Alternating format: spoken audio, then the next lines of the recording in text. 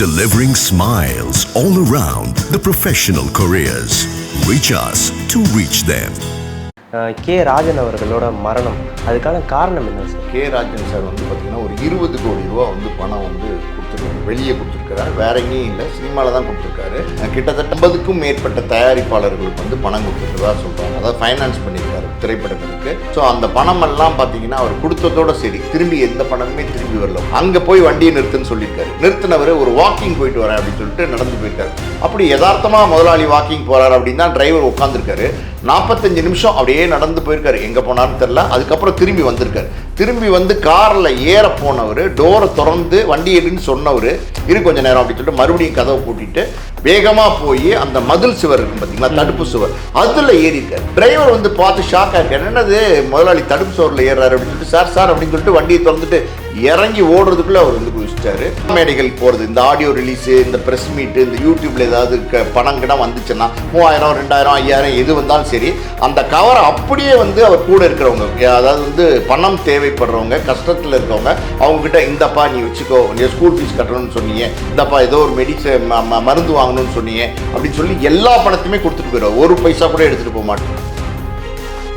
ஆகாயம் நேயர்களுக்கு வணக்கம். இன்றைக்கி நம்ம கூட ஆஸ்கார் மூவிஸ் பாலாஜி பிரபு அவர்கள் இணைஞ்சிருக்காங்க. வணக்கம் சார். வணக்கம் சார். சினிமா வட்டாரங்கள்லேயே மிகவும் பேச்சு பொருளான ஒரு விஷயம் என்னென்னு பார்த்தீங்கன்னா வந்து கே ராஜன் அவர்களோட மரணம், அதுக்கான காரணம் என்ன சார்? அதுக்கான காரணம் அப்படின்னா என்ன சொல்கிறாங்கன்னா, கே ராஜன் சார் வந்து பார்த்திங்கன்னா ஒரு 20 கோடி ரூபா வந்து பணம் வந்து கொடுத்துருக்காரு, வெளியே கொடுத்துருக்காரு, வேற எங்கேயும் இல்லை, சினிமாவில் தான் கொடுத்துருக்காரு.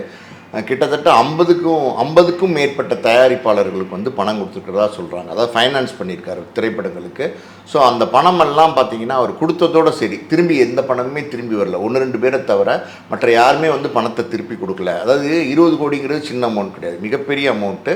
அவர் வாழ்நாளில் ஃபுல்லாக சம்பாரித்த பணம் ஃபுல்லாக ஃபைனான்ஸில் கொடுத்து டோட்டலாகவே எல்லா பணமும் போயிடுச்சு. யாருமே திருப்பி தர மாட்டேங்கிறாங்க அப்படிங்கிறது ஒரு பக்கம். இன்னொரு பக்கம் பார்த்தீங்கன்னா ஃபோன் பண்ணால் யாரும் எடுக்கிறது இல்லை, நேராக போனால் வீட்டில் இருந்துக்கிட்டே இல்லைன்னு சொல்லுது. இந்த மாதிரியான விஷயங்கள்லாம் அவருக்கு வந்து பெரிய மன வருத்தத்தை கொடுத்துருக்கு. ஆக்சுவலி பார்த்தீங்கன்னா ராஜன் சார் வந்து ரொம்ப கம்பீரமான ஆள், ரொம்ப ஆளுமையான ஆள். எதிர்த்தாலும் யாராக இருந்தாலும் சரி, 10 பேர் வந்தாலும் பார்த்தீங்கன்னா தில்லாக நின்று சமாளிக்கக்கூடிய ஒரு பர்சனாலிட்டி. அவருடைய குரல், அவருடைய பார்க்கும்போதே அவர்கிட்ட ஒரு கம்பீரம் இருக்கும். ஒரு எப்படி சொல்லுது, ஒரு மாதிரி அவரை பார்த்தாலே ரஃப் அண்ட் டஃப்பான ஆள் மாதிரி இருக்கும். White shirt, white pant, white ஸ்லிப்பர்ஸில் ரொம்ப ஒரு மாதிரி பார்த்தாலே வித்தியாசமாக இருக்கும். அப்படிப்பட்ட ஒரு கேரக்டர், யாருக்கும் அடங்காத, யாருக்கும் பணியாத, எந்த காலத்துலேயுமே எதுவுமே வந்து தனக்கு கீழே தான் நினைக்கக்கூடிய ஒரு கேரக்டர். அப்படிப்பட்டவர் பார்த்திங்கன்னா இன்றைக்கி வந்து எல்லார் வீட்டுக்கும் போக வேண்டியிருக்கு, கடனை கேட்க வேண்டியிருக்கு, எல்லோரும் இல்லைன்னு சொல்கிறாங்க, ஃபோன் பண்ணால் எடுக்க மாட்டேங்கிறாங்க. அப்படின்னும் போது இது மிகப்பெரிய மன உளைச்சலை ஏற்படுத்தியிருக்கு. பல பேரை வச்சு அந்த பணத்தை வாங்குறதுக்காண்டி, திருப்பி வாங்குறதுக்காண்டி பெரிய போராட்டங்கள் பண்ணியிருக்காரு. ஆனால் அது நடக்காமல் போயிருக்கு. இது வந்து ராஜன் சாருக்கு மிகப்பெரிய மன அழுத்தத்தை கொடுத்துருக்கு. அதுதான் உண்மை. ராஜன் சார் வந்து கிட்டத்தட்ட பார்த்தீங்கன்னா ஒரு 15 கோடி ரூபா அவர் கடனில் இருக்கார். அந்த கடன் சுமை தான், அவருக்கு யாரோ நெருக்கடி கொடுத்தாங்க, அதனால தான் போய் தற்கொலை பண்ணிட்டார் அப்படின்னு சொல்லப்படுற தகவல் எல்லாமே வந்து போய் தான். ராஜன் சாரோட பணம் தான் பல பேர்கிட்ட இருக்குங்கிறது, அதை வந்து கலெக்ட் பண்ண முடியாத ஒரு சூழல் இருக்குங்கிறது தான் உண்மை. இன்னொரு பக்கம் பார்த்தீங்கன்னா ஒரு 2 வருஷத்துக்கு முன்னாடி அவர் பைபாஸ் ஆப்ரேஷன் பண்ணியிருக்காங்க. அதுலேருந்தே கொஞ்சம் உடல் பின்னடைவு இருந்திருக்கு அவருக்கு. இப்போ வந்து சமீபத்தில் ஒரு 4 நாளைக்கு முன்னாடி பேஸ் மேக்கர்னு சொல்லுவாங்க, அதாவது ஹார்ட் ஃபங்க்ஷனுக்காண்டி வைக்கிறது, பேஸ் மேக்கர் வச்சுருக்காங்க. ஸோ பேஸ் மேக்கர்லாம் வச்சதுக்கப்புறம் அந்த ஒரு மாதிரி தலைவலி, ஒரு மாதிரி உடம்பு வலி, ஏதோ ஒரு உடல் உபதைகள் வந்து ராஜன் சாருக்கு இருந்திருக்கு. அதை அவரால் சமாளிக்க முடியாமல் திணறி இருக்காரு. 4 நாளாகவே பார்த்தீங்கன்னா தூக்கம் வரல, ரொம்ப மன அமைதி இல்லாமல் இருக்குது, ஒரு மாதிரி ரொம்ப வந்து பதட்டமாக இருக்குது அப்படிங்கிற மாதிரி தொடர்ந்து வந்து அவர் கூட இருக்கிறவங்க, ஒரு மகன், கூட வேலையால் எல்லாத்துட்டையும் சொல்லிட்டு இருந்திருக்காரு. ஸோ அப்படி ஒரு சூழலில் தான் பார்த்தீங்கன்னா திடீர்னு இந்த முடிவு எடுத்திருக்காரு. அவர் டிரைவர் வந்து இன்றைக்கி பேட்டி கொடுத்துருக்காரு. அவர் என்ன சொல்கிறார் அப்படின்னா, திடீர்னு அந்த எம்ஜிஆர் ஜானகி காலேஜ் இருக்குது அடையாரில், அங்கே போய் வண்டியை நிறுத்துன்னு சொல்லியிருக்காரு. நிறுத்தினவர் ஒரு வாக்கிங் போயிட்டு வரேன் அப்படின்னு சொல்லிட்டு நடந்து போயிருக்காரு. பொதுவாக பார்த்தீங்கன்னா டி நகரில் நடேசன் பார்க் இருக்குது, அங்கே வாக்கிங் போவாராம். இல்லைன்னா சில நேரங்களில் இந்த அடையார் பிரிட்ஜில் வாக்கிங் போவாராம். அப்படி யதார்த்தமாக முதலாளி வாக்கிங் போகிறார் அப்படின்னு தான் டிரைவர் உட்காந்துருக்காரு. 45 நிமிஷம் அப்படியே நடந்து போயிருக்காரு, எங்கே போனான்னு தெரில. அதுக்கப்புறம் திரும்பி வந்திருக்காரு. திரும்பி வந்து காரில் ஏற போனவர் டோரை திறந்து வண்டி எடுன்னு சொன்னவர் கொஞ்ச நேரம் அப்படின்னு சொல்லிட்டு மறுபடியும் கதவை பூட்டிட்டு வேகமாக போய் அந்த மதில் சுவர் இருக்கும் பார்த்தீங்களா, தடுப்பு சுவர், அதில் ஏறியிருக்காரு. டிரைவர் வந்து பார்த்து ஷாக் ஆகிருக்காரு. என்னது முதலாளி தடுப்பு சோறில் ஏறாரு அப்படின்னு சொல்லிட்டு, சார் அப்படின்னு சொல்லிட்டு வண்டியை திறந்துட்டு இறங்கி ஓடுறதுக்குள்ளே அவர் வந்து குதிச்சிட்டாரு. ஸோ அங்கேருந்த க்ரௌடு, டிரைவருடைய கத்து சத்தம், பதட்டம் எல்லாம் பார்த்துட்டு யாருன்னு கேட்டிருக்காங்க. தயாரிப்பாளர் கே ராஜன் சொன்னோன்னே எல்லாருமே ஷாக் ஆகிருக்காங்க. தீயணைப்பு படையினர் வந்து பார்த்தீங்கன்னா அவர் மீட்டு ராயப்பேட்டை ஹாஸ்பிட்டலில் இருக்குது. போஸ்ட்மார்ட்டம் முடிஞ்சிருச்சுன்னு நினைக்கிறேன். பாடி இன்னைக்கு ஈவினிங் வந்து அவங்க குடும்பத்துக்கு ஒப்படைச்சிருவாங்க. நாளைக்கு இறுதி காரியங்கள் இருக்கலாம். அதான் இந்த மாதிரி வந்து பார்த்தீங்கன்னா அவர் கொடுத்த பணத்தை திருப்பி வாங்க முடியலையேங்கிற ஒரு மன அழுத்தத்தில் தான் இந்த முடிவுக்கு வந்திருக்காருன்னு நினைக்கிறேன்.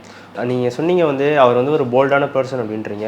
அவர் முந்தைய காலத்தில் வந்து ஒரு ஆசிரியராக இருந்தார். அவர் வந்து இந்த மாதிரி ஒரு முடிவு இப்படி எடுக்கிறது வந்து தவறான ஒரு விஷயம் தானே சார்? நிச்சயமாக தவறான விஷயம். அது இவர் எப்படி எடுத்தாருங்கிறது தான் எல்லாருக்கும் ஆச்சரியமான விஷயம். ஏன்னா கே ராஜன் சாரை வந்து எல்லாருமே போல்டாக தான் பார்த்துருக்காங்க. ஒரு மீட்டிங்னு வச்சுக்கோங்களேன், அந்த மீட்டிங்கில் வந்து பார்த்தீங்கன்னா அவருடைய கருத்து என்னவோ அதை வந்து தெளிவாக வந்து பதிவிடுவார். யாருக்காண்டியும் பயப்பட மாட்டார்.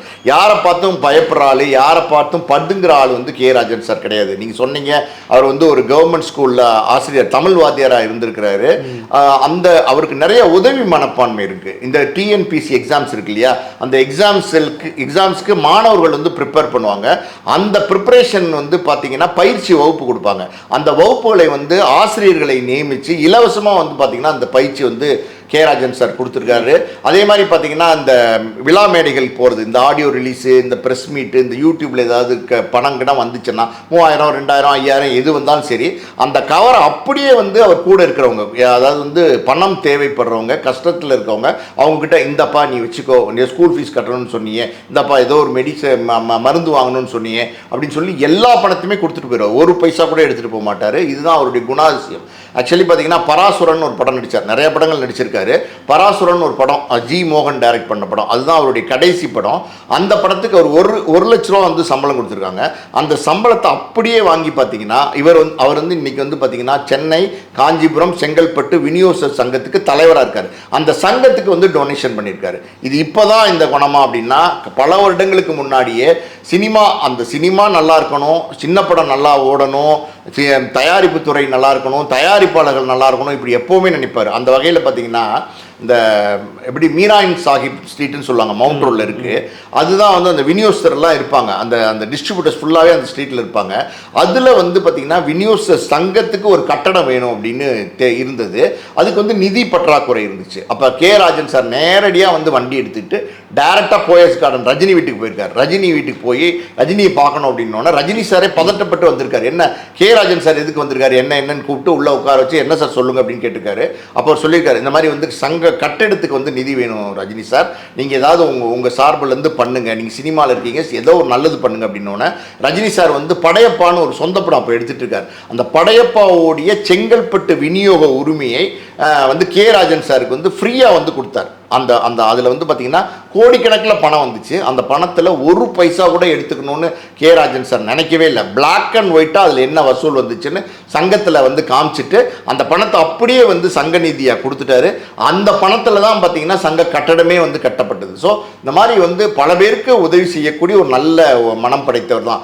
பல படங்கள், சின்ன படங்களுக்கு உதவி செஞ்சுருக்கார். ஒருத்தர் வந்து ஒரு தயாரிப்பாளர் போகிறாரு, சார் இந்த மாதிரி அண்ணன் நீங்கள் வந்து ஒரு 10 லட்ச ரூபா இருந்தால் படத்தை முடிச்சிடலாம், நீங்கள் கொஞ்சம் உதவி பண்ணால் நல்லாயிருக்கும் அப்படின்னு சொன்னால் உடனே வந்து 10 லட்ச ரூபா தூக்கி கொடுத்துருவார். படத்தை முடிப்பா, சீக்கிரம் ரிலீஸ் பண்ணி, என்னென்ன ஏரியா வியாபாரம் பண்ணியிருக்க, என்னால் ஏதாவது உதவி செய்ய முடியுமா அப்படின்னு கேட்டு கூட இருந்து உதவி செய்யக்கூடிய ஒரு நல்ல எண்ணம் படைத்தவர், நல்ல மனிதர். இவர் இப்படி ஒரு முடிவு எடுப்பார்னு யாருமே நினச்சி பார்க்கல. கே ராஜன் சார் வந்து அவர் இயற்கையான ஒரு மரணம்னா அது ஒன்றும் நம்ம பண்ண முடியாது, தவிர்க்க முடியாது, அது இயற்கை. ஆனால் தற்கொலை பண்ணிக்கிட்டாரு, அடையாறு ஆற்று பாலத்திலிருந்து உள்ளே குதிச்சிட்டார் அப்படின்னும் போது சினிமா துறையில் அவரோட நெருங்கிய பழகின எல்லாருக்குமே இது மிக மிக அதிர்ச்சியான ஒரு விஷயமா இருக்குது. ஒரு தயாரிப்பாளருக்கு இப்படி நடந்திருக்குன்னும் போது அது வேதனையை தான் அளிக்குது. சார், நீங்கள் சொன்னீங்க வந்து ஒரு 15 கோடி ரூபா வந்து அவருக்கு வந்து வெளியில் காசு கொடுத்துட்டு அது வராமல் இருக்குது. இதனால் வந்து தயாரிப்பாளர் சங்கத்திலேருந்து எந்த நடவடிக்கையுமே எடுக்கலையா, இல்லை அவர் போய் கொடுக்கலையா? அவர் புகார் கொடுத்தாரா அப்படின்னு நமக்கு தெரியல. நிறைய பேர் கிட்டத்தட்ட 50க்கும் மேற்பட்ட தயாரிப்பாளருக்கு பணம் கொடுத்துருக்காரு. ஆனால் சமீபத்தில் பார்த்தீங்கன்னா ஒரு 6 மாதத்துக்கு முன்னாடி அவர் என்ன நினச்சான்னு தெரில, ஏதோ ஒரு மனக்குழப்பத்தில் இருக்கிறதுனால பார்த்தீங்கன்னா எல்லாத்தையுமே வந்து நெருங்கிய சில நண்பர்களை கூப்பிட்டு, சினிமாலே இருக்கிற சில நண்பர்களை கூப்பிட்டு யார் யாருக்கு எவ்வளோ பணம் கொடுத்துருக்கேன், எவ்வளோ எனக்கு வர வேண்டியிருக்கு இருக்குது. இந்த கணக்கெல்லாம் பார்த்தீங்கன்னா தெளிவாக வந்து கொடுத்துருக்கிறாரு.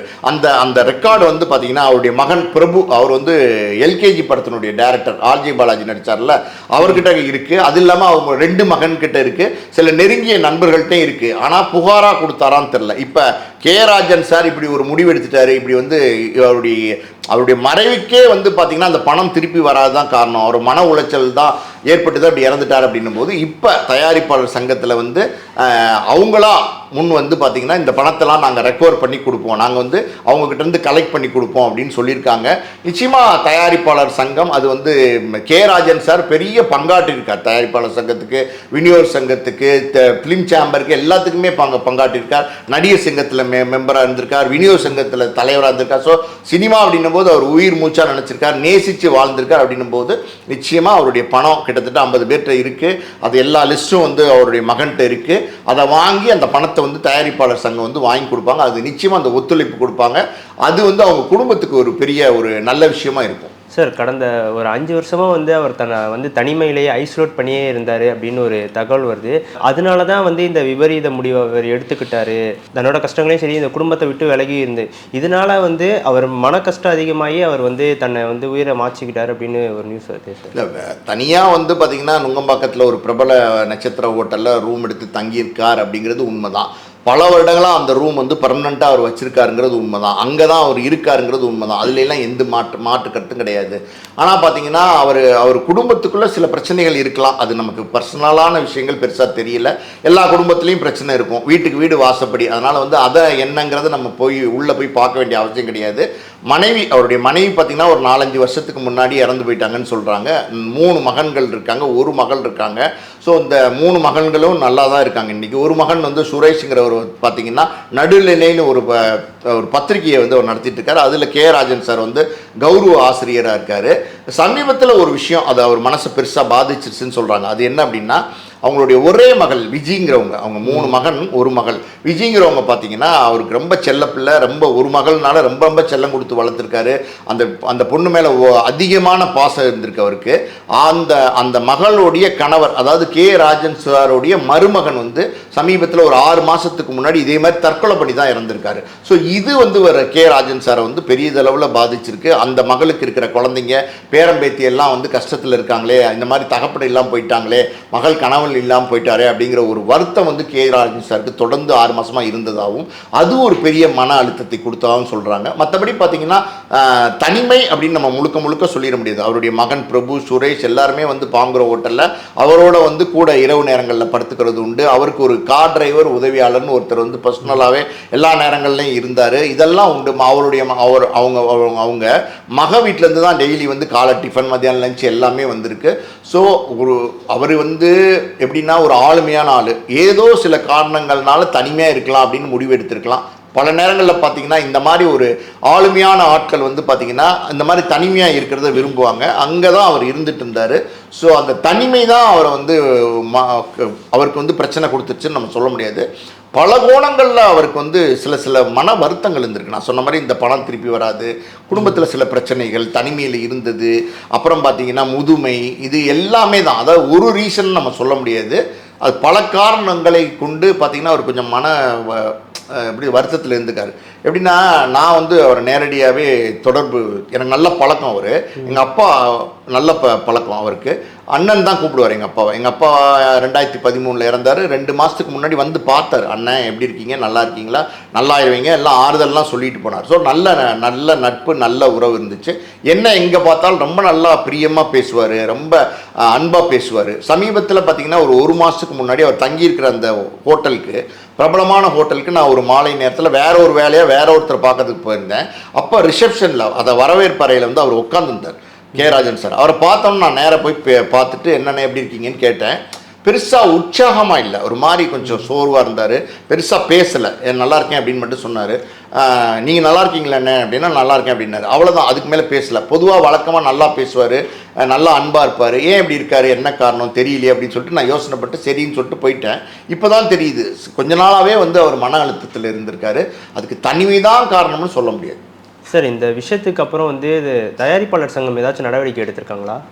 தயாரிப்பாளர் சங்கத்தை பொறுத்த வரைக்கும் தயாரிப்பாளர்கள் ஏதாவது புகார் கொடுத்தா தான் நடவடிக்கை எடுப்பாங்க, தன்னிச்சையாக வந்து நடவடிக்கை எடுக்க மாட்டாங்க. கே ராஜன் சார் வந்து பல நேரங்களில் தயாரிப்பாளர் சங்கத்தில் பெரிய பதவிகள் எல்லாம் இருந்திருக்காரு.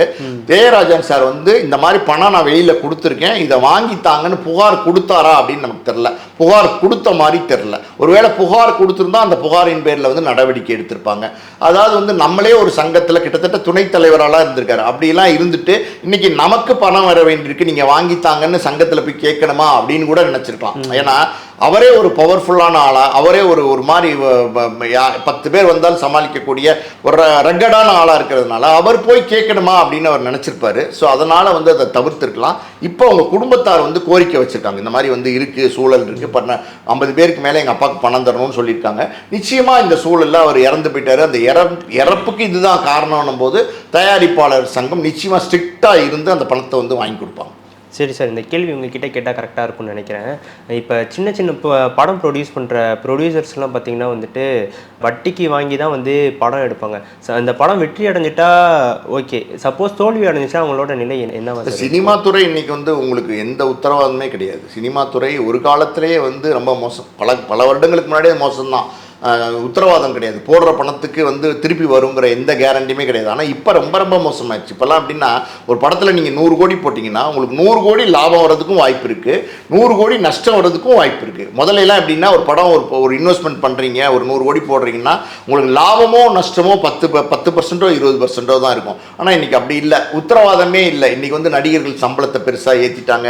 இந்த மாதிரி பல சிக்கல்கள் வந்து இன்றைக்கி சினிமா துறையில் இருக்குது. ஸோ அப்படி இருக்கும்போது சினிமா துறையில் போடுற பணம் வந்து திருப்பி வர்றது ரொம்ப ரொம்ப கஷ்டம். அதுவும் சின்ன படங்களில் போடுற பணம் வந்து சுத்தமாகவே வர்றது கிடையாது. பெரிய பெரிய படங்கள் ரஜினி, கமல், விஜய், அஜித் இவங்களை வச்சு எடுக்கிற படங்கள் கூட நஷ்டத்தில் தான் போயிட்டு இருக்கு. அப்படின்னும் போது சினிமா துறை இன்னைக்கு வந்து சிறப்பாக இல்லை அப்படிங்கிறது உண்மைதான். அந்த சினிமா துறை நல்லா இருக்கணும், அந்த சின்ன தயாரிப்பாளர்கள் நல்லா இருக்கணும். எப்போவுமே அப்படின்னா பெரிய படங்கள் ஒரு 10 பேர் தான் எடுப்பாங்க. ரஜினி, கமல், விஜய் வச்சு வருஷத்துக்கு எத்தனை படம் எடுத்துருவீங்க? ஒரு படம் தான் எடுக்க முடியும். ஆனால் சின்ன படங்கள்னா 100கணக்கான படங்கள் எடுக்க முடியும். அப்படி சின்ன படங்கள் எடுக்கக்கூடிய தயாரிப்பாளர்களுக்கு உத்தரவாதம் இல்லை, போடுற பணத்துக்கு வந்து எந்த கேரண்டியும் கிடையாது. அப்படின்னும் போது அந்த சின்ன தயாரிப்பாளர்கள் நல்லா இருக்கணும், அவங்க லாபம் சம்பாதிக்கணுங்கிற நோக்கத்தில் தான் பல நேரங்களில் வந்து கே ராஜன் சார் வந்து அவருடைய குரல் கொடுத்துட்டு இருந்தார். இப்போ அவரே வந்து இப்படி ஒரு சிக்கலில் மாட்டி இறந்து போயிருக்கார். பல சின்ன தயாரிப்பாளர் உதவி செய்ய தான் இப்படி நடந்திருக்கு. அவர் உதவி செஞ்சதெல்லாம் பார்த்தீங்கன்னா பெரிய பெரிய தயாரிப்பாளர்கள் கிடையாது, 50க்கு மேலே உள்ள சின்ன தயாரிப்பாளர்கள் தான் பணம் கொடுத்துருக்காரு. அதனால் இப்போ இன்னைக்கு தொழில் வந்து உத்தரவாதம் இல்லாமல் போச்சு. நேரத்துக்கும் கற்றுக்குறோம். நன்றி.